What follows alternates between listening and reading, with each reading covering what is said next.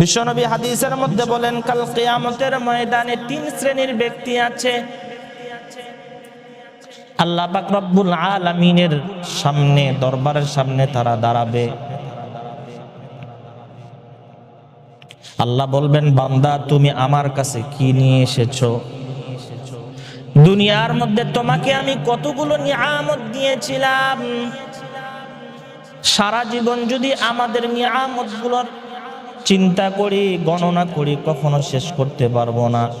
আল্লাহ বলবেন, বান্দা তোমাকে তো আমি অনেক নিয়ামত দিয়েছিলাম, তুমি আমার কাছে আজকে কি নিয়ে এসেছো? এবার একজন বান্দা বলবে, আল্লাহ দুনিয়ার মধ্যে আমি জিহাদ করেছি, কাফের বেঈমানদের বিপক্ষে জিহাদ করেছি, এই জিহাদের সওয়াব নিয়ে আপনার কাছে এসেছি। আল্লাহ বলবে, বান্দা তুমি যে জিহাদ করেছিলা এর কারণ তো হলো তোমার উদ্দেশ্য ছিল মানুষ যেন তোমাকে বড় গাজী বলে, মানুষ যেন তোমাকে বাহাদুর বলে, এই কারণেই তুমি জিহাদ করেছো।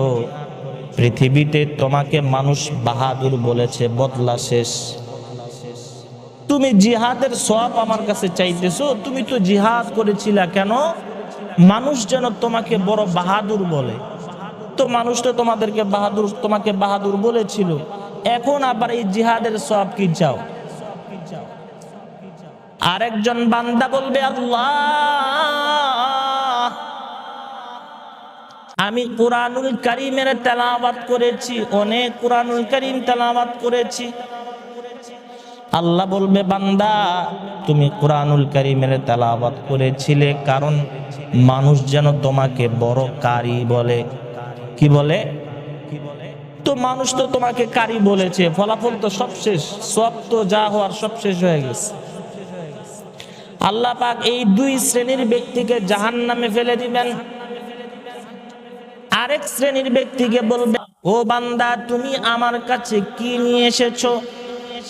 এই বান্দা বলবে, আল্লাহ আমি দুনিয়ার মধ্যে থাকা অবস্থায় তোমার রাস্তায় বেশি বেশি দান করেছি,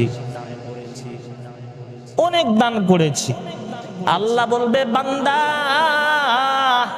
তুমি দান করেছো ঠিক, কিন্তু দান কি উদ্দেশ্যে করেছিলা? কারণ হলো মানুষ যেন তোমাকে বড় দানবীর বলে।